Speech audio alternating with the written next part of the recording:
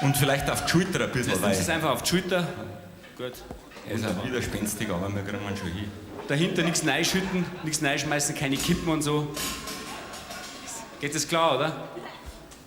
Alles, was reinschützt, kriegt es wieder zurück, wenn ich reinblase. Da müsst ihr aufpassen. Wir bitten jetzt für das letzte Stück um äußerste Aufmerksamkeit und Konzentration, weil es sich, wie schon angekündigt, um ein größeres Orchesterwerk handelt. Eigentlich brauchen wir jetzt da herum 150 Musiker, das heißt Studierte. Es hat von uns keiner etwas Gescheites studiert, aber es tut ja jeder, was er kann.